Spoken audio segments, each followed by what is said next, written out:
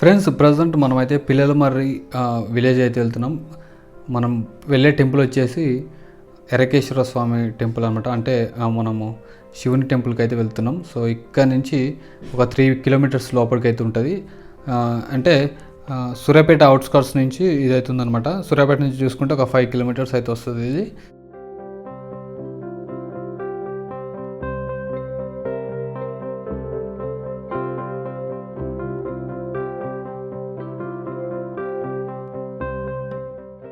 ఇక్కడ మీకు బొడ్రాయి కనిపిస్తుంది కదా, స్ట్రైట్కి వెళ్తే లెఫ్ట్ సైడ్ ఆలయం అవుతుంది. రైట్ సైడ్ పోతే ఇంకా 2-3 ఆలయాలు అవుతున్నాయి, అవి కూడా తర్వాత చూపిస్తా. సో స్ట్రైట్కి వచ్చేస్తే చూడండి మండపం కనిపిస్తుంది ఎదురుగా. లెఫ్ట్ సైడ్ వచ్చేసి ఎరకేశ్వర ఆలయం, అంటే శివుని టెంపుల్ అనమాట. ఇది స్ట్రైట్గా కనిపిస్తుంది మేము వచ్చిన రూట్ అది.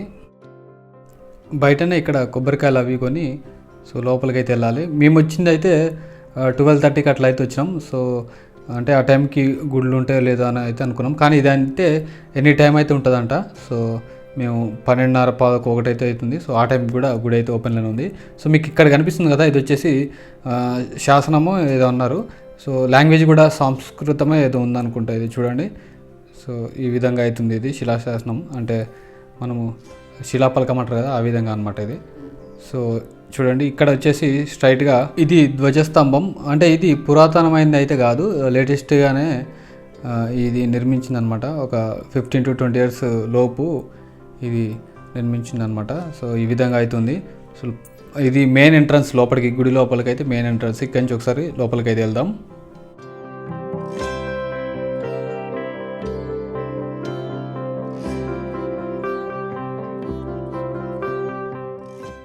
ఈ టెంపుల్ మొత్తం రాతితో నిర్మాణమైందనమాట. అంటే సిమెంట్కి ఎట్లాంటి ఏం యూజ్ చేయకుండా ఆ కాలంలో దాదాపు 1200 ఇయర్స్ బ్యాక్ అనమాట ఇవన్నీ. సో చూడండి మొండి శిల అయితే ఈ విధంగా ఉంది, అంటే మొండి స్తంభం అంటారు కదా, ఈ విధంగా అవుతుంది, పైన ఏం బేస్ లేకుండా. సో ఈ మొత్తం రాతితోటి నిర్మాణమైన అనమాట. ఇది లోపల ఎంట్రన్స్ ఇది. సో లోపల అయితే ఈ విధంగా ఉంది. చూడండి మీకు ఈ స్తంభాలు చూడండి, ఈ పిల్లర్స్. సో చాలా ఓల్డ్ ఇవి. లోపల శివుడు చూడండి. సో లోపల చూడండి మొత్తం ఈ విధంగా ఉన్నాయి. సో ఓల్డ్ టెంపుల్స్ చూస్తుంటే చాలా ఏమంటారు, ఒళ్ళు పులకరిస్తుంటుంది. సో మస్తుగా ఉంటుంది చూడండి. ఈ డిజైన్స్ చూడండి, ఇవన్నీ ఈ కాలంలో అయితే కష్టమే నాకు తెలిసి. సో చూడండి ఏ విధంగా ఉన్నాయో. సో మీరు రూపాయి బిళ్ళతోటి వీటి మీద కొడితే ఒక్కొక్క స్తంభం ఒక్కొక్క రకంగా సౌండ్స్ వస్తుంటాయని ఇక్కడ చెప్తుంటారు. చిన్న చిన్న బొమ్మలు ఉంటాయి చూడండి, వీటికి తలకాయలు అయితే కొన్నిటికి లేవు. సో అప్పుడు దేశముఖుల కాలంలో ఇవి ధ్వంసం చేసిరన్నమాట వాళ్ళు. సో ఇక్కడైతే దేవుడిది బొట్టి ఈ విధంగా అవుతుంది. సో పెట్టుకొని నేను టెంపుల్ మొత్తం ఇట్లా చుట్టూరు చూపిస్తా, ఒకసారి మీరైతే చూడండి.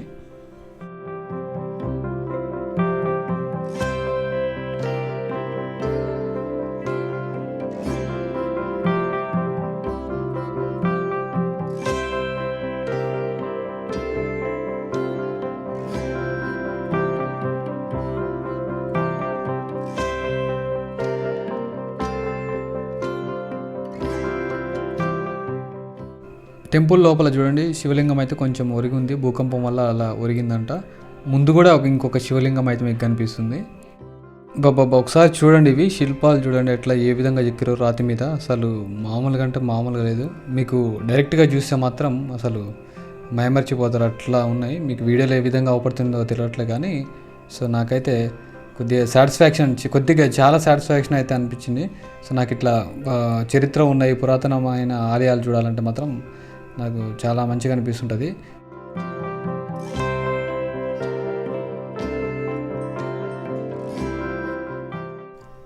పురాతనమైన గుళ్ళు చూస్తుంటే మాత్రం చాలా సూపర్గా అనిపిస్తుంటుంది. ఎందుకంటే ఇట్లా చూడండి, ఉట్టి రాళ్ళ మీద రాయి పెట్టి పేర్చినట్టే ఉంటుంది. ఉట్టి సిమెంట్ అట్లాంటివి ఏం లేకుండా ఈ విధంగా అయితే ఉంటాయి అనమాట. కానీ మనం ఇప్పుడు కడుతున్నాయి అన్నీ అసలు పేకమెడల్లో అప్పుడప్పుడు కూలిపోతుంటాయి చిన్న చిన్న వాటికే. సో చూడండి ఈ టెంపుల్ లోపల శివలింగం అనేది ఒక వైపు కొరుగుంటుంది. భూకంపం వచ్చినప్పుడు ఆ విధంగా సైడ్కి ఒరిగిందని అయితే చెప్తున్నారు పూజారి గారు. కానీ టెంపుల్ మొత్తం అయితే చెక్కు చెదరకుండా అవుతుంది. సో దీనికైతే చాలా పెద్ద స్టోరీ అవుతుంది, నేను మళ్ళీ అయితే చెప్తా. సో చూడండి ఇక్కడ ఒక పాత 800 సంవత్సరాల క్రితం నాటి ఈ బావి అయితే కనిపిస్తుంది కదా, వచ్చే తర్వాత మీకైతే డీటెయిల్గా చూపిస్తా. ఇవి చూడండి, ఇవి వచ్చేసి నవగ్రహాలు అనమాట. సో ఇవన్నీ ఒకసారి తిరుగుకుంటూ చూపిస్తా. ఈ గుడి యొక్క ప్రత్యేకతని పూజారి గారి మాటల్లోనే ఈ వీడియోలో చెప్పిండు అనమాట. సో తను మాట్లాడింది మొత్తం మీకైతే చూపిస్తా. చూడండి గుడి అయితే మీకు ఈ విధంగా డిజైన్ అయితే చూడండి ఏ విధంగా ఉందో. సో మొత్తం రాతి మీద ఈ విధంగా చెక్కడం అంటే మాటలు కాదు. సో పైన కూడా చూడండి. సో చాలా సూపర్గా ఉంది.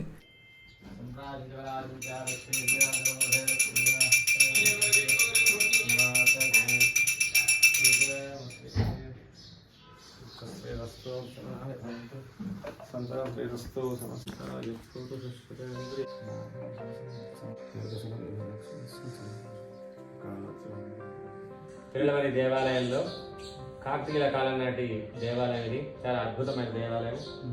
ఇది ఎరకేశ్వర స్వామి దేవాలయం. ఇది 12వ శతాబ్దంలో నిర్మాణం జరిగింది. అంటే దాదాపు 1200 సంవత్సరాల క్రితం జరిగింది. వాళ్ళ జీవితాలు మొత్తం దారపోసి రాళ్లను కళలుగా, చక్కని శిల్పాలుగా, ఎన్నో రకాల శిల్పాలు, కళాఖండాలు సృష్టించి శిలలపై శిల్పాలు చెక్కినారు అన్నట్టుగా ఎంతో అద్భుతంగా ఇలా నిర్మాణం చేశారు. అంతా రాతి కట్టడమే, ఎక్కడ సిమెంట్ కానీ మట్టి కానీ లేకుండా మొత్తం చక్కగా రాళ్లతోటి చక్కగా నిర్మాణం చేసింది. ఒక్కొక్కటి ఒక్కొక్క రకంగా అద్భుతమైన కళాఖండాలు సృష్టించారు. చూడటానికి మన 2 కళ్ళు సరిపోవు అన్నట్టుగా ఒక్కొక్క శిల్పం మీద, ఒక్కొక్క రాతి మీద మొత్తం 16 స్తంభాల దేవాలయం. ఇది అద్భుతమైన మండపం. ఇది నాట్య మండపం. రాజనర్తికి వచ్చి చక్కగా ఇక్కడ నృత్యం చేస్తుంది శివుడి ఎదురుగా. అందుకోసం ఇంత పెద్ద నాట్య మండపం ఏర్పాటు చేశారు. చుట్టూరు స్తంభాలకు కూడా కింద భాగంలో మీకు నృత్యం చేస్తున్నట్టుగా దృశ్యాలు ఉంటాయి. 2 కళ్ళు సరిపోయినట్టుగా అద్భుతమైన దృశ్యాలు. కానీ కొన్ని శిల్పాలు ప్రజాకారుల కాలంలో ధ్వంసం చేయబడ్డాయి, తలలో తీసేశారు, చూడొచ్చు. కానీ ఇలాంటి దేవాలయం చక్కగా అందరం కాపాడుకోవాలి, రక్షించుకోవాలి. దానికోసం మన వంతుగా మనం ఏదో కొంత సహాయం చేయాలి దేవాలయ అభివృద్ధి కోసం. ఈ ఊర్లో పిల్లమర దేవాలయంలో ఇది ఎత్తులో ఉన్నటువంటి ఎరకేశ్వర స్వామి దేవాలయం. ఇదే విధంగా పిల్లమర తూర్పుకు వెళ్తే గోదావరి దగ్గరలో మహాదేవ నాగేశ్వర టెంపుల్ ఉంటుంది. అది కూడా చాలా అద్భుతంగా ఉంటుంది. అది హైట్లో, ఇదేమో హైట్లో ఉన్న దేవాలయం, అదే డౌన్లో ఉంటుంది, నేల మీద ఉన్న దేవాలయం. ఇదేమో హైట్లో ఉన్న దేవాలయం. ఆ మహాదేవేశ్వర టెంపుల్ పక్కన సరస్వతి టెంపుల్ ఉంటుంది. చాలా అద్భుతంగా ఉంటుంది. ఒక రాయి మీద సరస్వతి అమ్మవారు, బ్రహ్మ చక్కగా ఆర్ట్ వేసి ఉంటారు రాయి మీద. ఆ సరస్వతి అమ్మవారి టెంపుల్ లోపల చూస్తే మీకు కనబడుతుంది.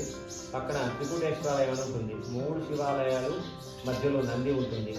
ఈ మహాదేవ టెంపుల్లో కానీ, ఎరకేశ్వర టెంపుల్లో కానీ ఎక్కడ నంది ఉండదు, పైన ఉంటుంది, గోపురం పైన ఉంటుంది, మండపం పైన ఉంటుంది. అక్కడేమో నంది మధ్యలో ఉంటాడు. ఆ 3 వైపులా నువ్వు చూస్తే 3 వైపులా ఒకే రకంగా ఉంటుంది. త్రికూట ఈశ్వర ఆలయం అని చాలా అద్భుతంగా ఉంటుంది.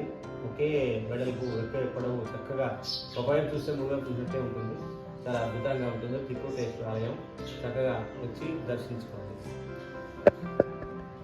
కింద గ్యాప్ ఉన్నట్టుంది గారు. ఇది లేదా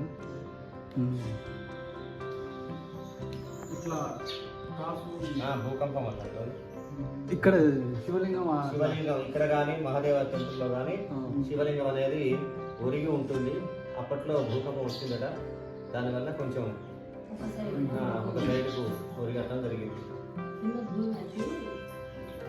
మధ్యలో కూడా ఈ గ్యాప్లు వచ్చేసాయి. పానగల్లు శివలింగం లెక్క బ్రహ్మసూత్రం మధ్యలో ప్రత్యేకత లింగం 2 గీతలుగా ఉంటుంది. అది బ్రహ్మసూత్రం అంటారు. అన్ని శివాలయాలు అలా ఉండవు. లింగాకారం మీద బ్రహ్మ సూత్రం అని అంటారు. ఉన్న శివాలయాన్ని చక్కగా దర్శనం చేసుకుంటే చాలా పుణ్యం అని పెద్దలు చెప్తారు. అలాంటి బ్రహ్మసూత్రం 2 శివాలయాల్లో, అటు మహాదేశ్వర టెంపుల్లో, ఎరకేశ్వర స్వామి టెంపుల్, 2 టెంపుల్లో చక్కగా లింగకారంగా ఉంటుంది. అలాంటి బ్రహ్మసూత్రం ఉన్న శివాలయానికి దర్శనం చేసుకుంటే చాలా పుణ్యం ఉంటుంది. అప్పట్లో ఈ ప్లేస్లో, గుడి ఉన్న ప్లేస్లో అయితే పిల్లల మర్రి ఒక పెద్ద చెట్టు ఉండేదన్నమాట. అది దాదాపు ఒక 7 ఎకరాల మొత్తం విస్తీర్ణం అవుతుందన్నమాట దాన్ని. సో ఒకసారి భూకంపం వచ్చేసి ఇట్లా పడిపోతే ఆ చెట్టు కింద వచ్చేసి మొత్తం బంగారం అవి దొరికితే రాజు ఈ గుడిని ఇంకా లోకల్ ఊర్లో ఉండే గుళ్ళనంతా డెవలప్ చేసిండంట.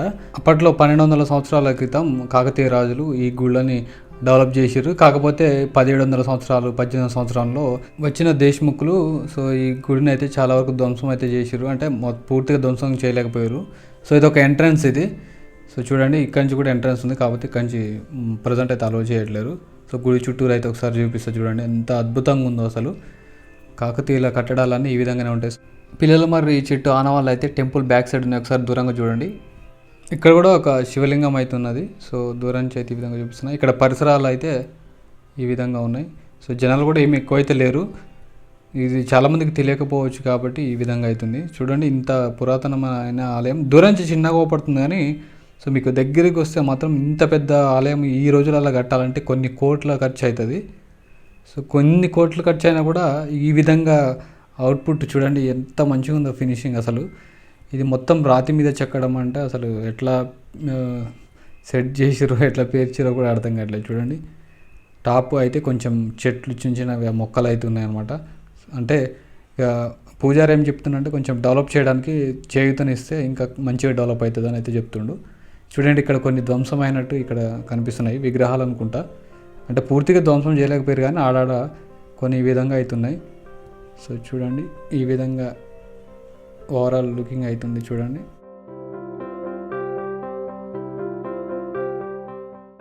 దేవుని అభిషేకం చేసినవన్నీ ఇక్కడి నుంచి బయటికి వెళ్ళేటట్లుంది. సో ఇక్కడ పైపు కూడా మనకు బయటికి కనిపిస్తుంది.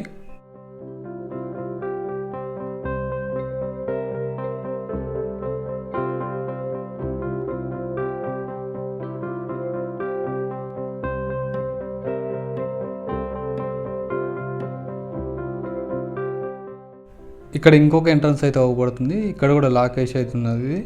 సో ఇక్కడి నుంచి మనం లోపలికి అయితే పోలేము. కింద ఒకటి పుట్ట అవి అయితే కనిపిస్తున్నాయి. సో మనం కిందికి అయితే వెళ్దాం. ఒక రౌండ్ అయితే తీసి వచ్చిన అనమాట చుట్టూరు, దేవుడి చుట్టూరు. చూడండి ఈ శిలలు, ఈ శిల్పాలు చూడండి ఇవి ఎట్లా ఎక్కిర్రో ఏమో కానీ సో చాలా సూపర్గా ఉన్నాయి. చూడండి ఎంత నీట్గా వచ్చినాయి. చిన్న మిస్టేక్ పోయినా కూడా బొమ్మ గలీజ్గా పడుతుంది. సో ఏనుగు ఆ విధంగా భలే ఉన్నాయి అవి. ఇక్కడి నుంచి అయితే ఈ విధంగా లుకింగ్ ఉంది చూడండి. సో చాలా పెద్దగా ఉంది అది టెంపుల్. సో చూడండి ఇది ఒక చెట్టు, ఇక్కడ లోపల పుట్ట అవి ఉన్నాయి. దీని లోపల కూడా ఒక డిజైన్ అవుతుంది చూడండి పైన.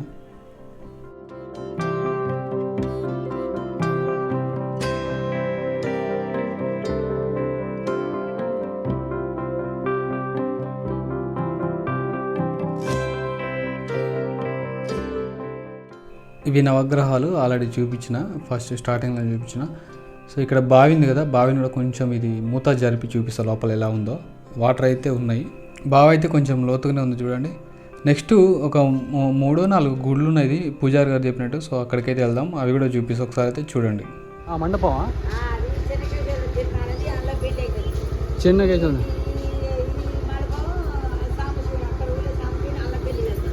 ఇక్కడ ఇది ఆ మండపం.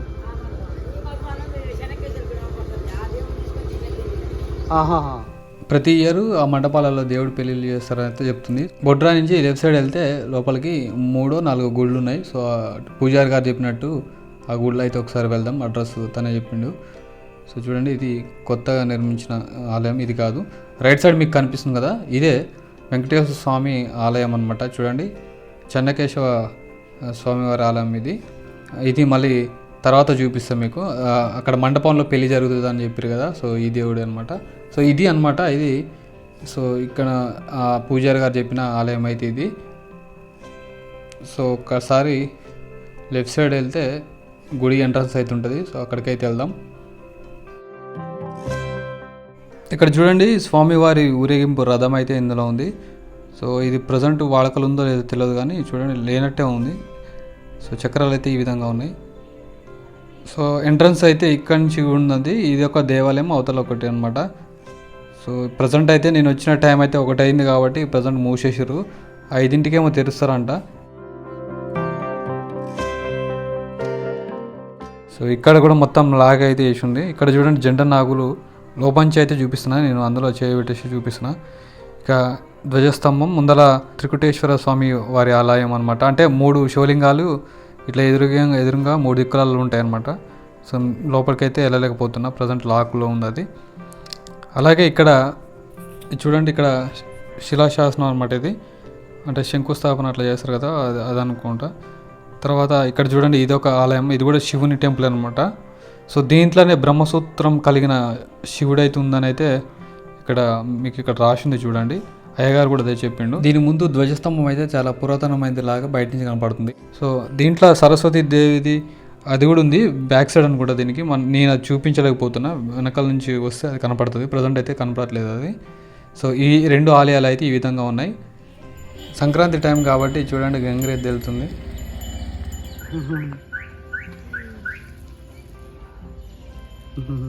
ఇది చెన్నకేశవ స్వామి టెంపుల్ అనమాట. అంటే వెంకటేశ్వర స్వామి టెంపుల్. ఇది చాలా పురాతనమైనది అయితే కాదు కానీ ఒక 100 సంవత్సరాలు ఉంటుందన్నమా. చూడండి ఇక్కడ రథం చూడండి ఈ విధంగా ఉంది. ఇది కూడా వాడుకలో ఉన్నట్లయితే అనిపించట్లేదు. సో కానీ చాలా పెద్దగా అవుతుంది. సో ఒకప్పుడు అంటే అప్పటి కాలంలో అయితే మస్తు సందడిగా ఉండేటట్టుంది వీధులు మొత్తం. సో ఇప్పుడైతే అంతగా లేదు కానీ అప్పుడైతే బాగుండేటట్టుంది. ఎంట్రన్స్ చూడండి ఈ విధంగా ఉంది. పాతకాలం నాటి తలుపులు అయితే ఈ విధంగా ఉన్నాయి. సో లోపల మొత్తం ఈ విధంగా ఉంది. ఇక్కడ చూడండి ఇక్కడ ఒక విగ్రహం లెక్క అవుతుంది. సో ఎవరనేది తర్వాత చూద్దాం. ధ్వజస్తంభం చూడండి.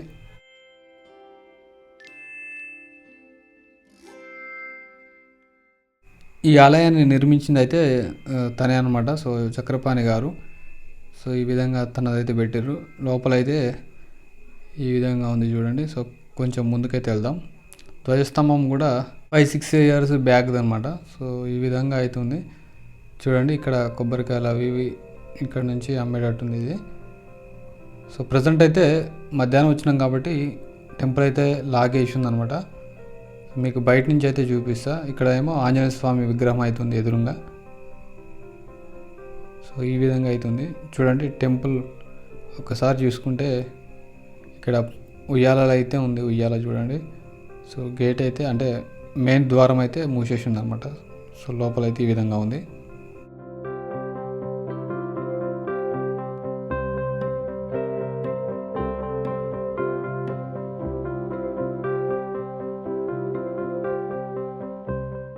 టెంపుల్ బ్యాక్ సైడ్ అయితే ఒక పెద్ద బావి అవుతుంది. ఇది చాలా ఏళ్ల క్రితందే. సో ఇది అయితే ఎప్పుడు ఎండిపోదని అయితే చెప్తుంటారు. టెంపుల్ చుట్టూ తిరిగి అయితే చూపిస్తా, ఒకసారి అయితే చూడండి.